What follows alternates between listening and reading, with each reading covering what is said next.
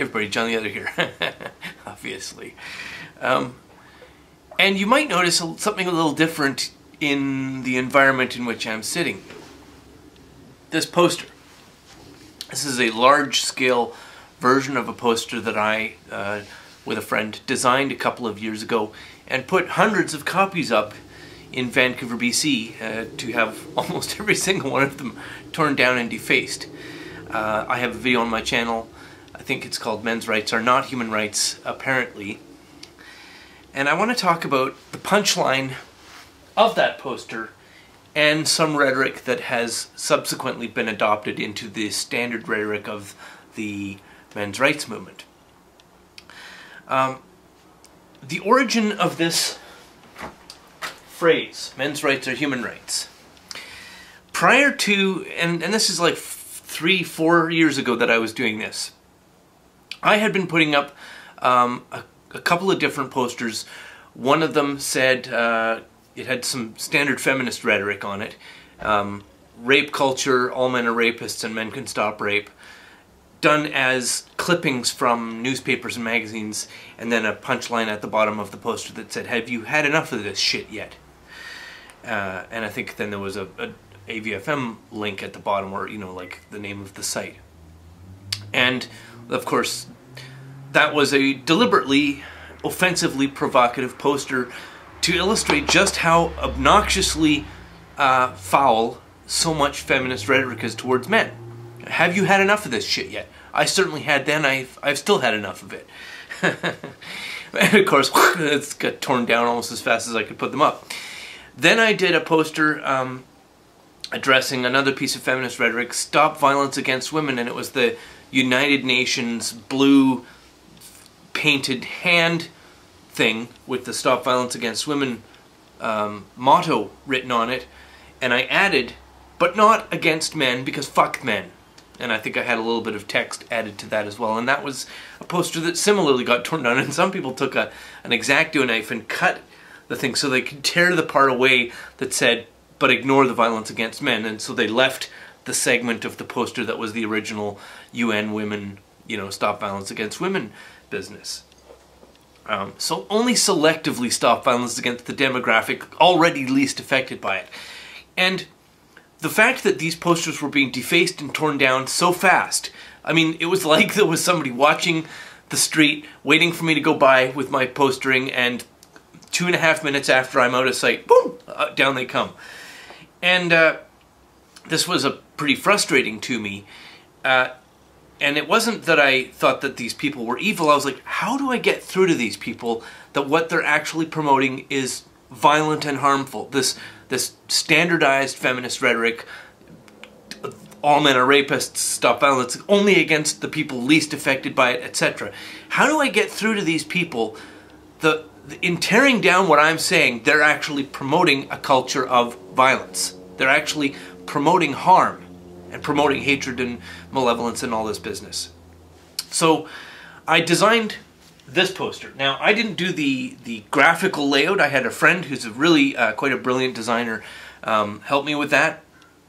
But I wrote all the rhetoric on this poster, including this motto punchline here, men's rights are human rights.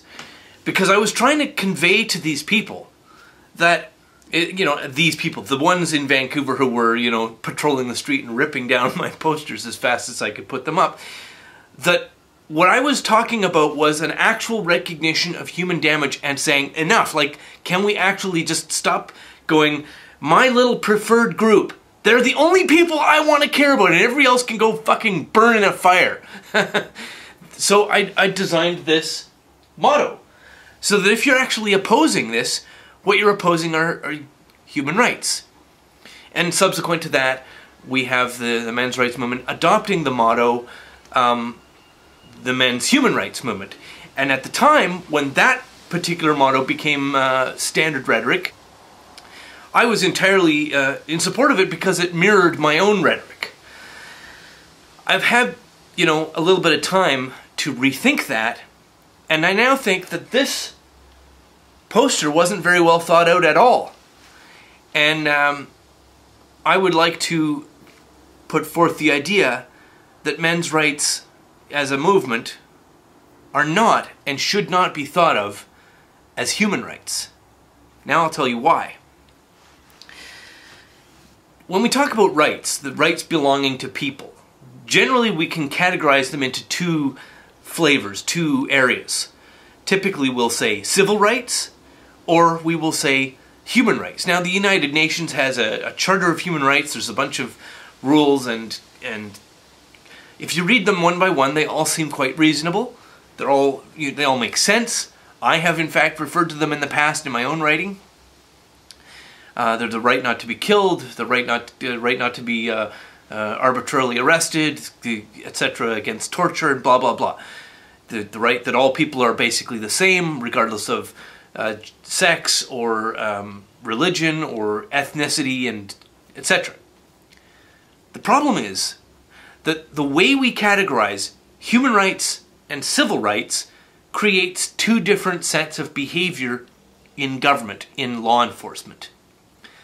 Human rights, when we talk about human rights, what we are doing is empowering and giving a franchise to the government, to any government agency, whether it's our national, our provincial, a government body that transcends nations, such as United Nations. We're giving them a mandate to go in and use force to enforce some set of rules. We're basically empowering the government to act in order to support or enforce whatever set of rules we call human rights. By contrast, when we talk about the same ideas, that you're not allowed to imprison me without some sort of legal due process, that you have the right not to be killed, and so on, that you're basically the same as every other person in terms of how you should be treated illegally, if we use the term civil rights, what we're saying is a limitation on what the government can do, rather than an extension of what the government can do. Civil rights are things like the government cannot come into my house without some sort of legal due process. I can't be subject to violence or coercion or extortion or, any other rights abrogating behavior without at least some checks and balances.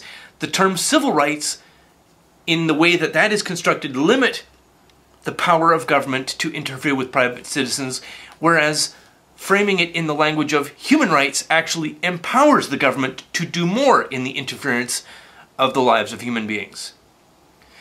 And so I'm going to suggest, even though I no longer even think of myself as a men's rights activist, that those people who still do give this some really serious thought, and I would advise abandon the H in MHRM. Because men's rights are not human rights, they're civil rights. Anyway, thanks very much for watching, and have a lovely day.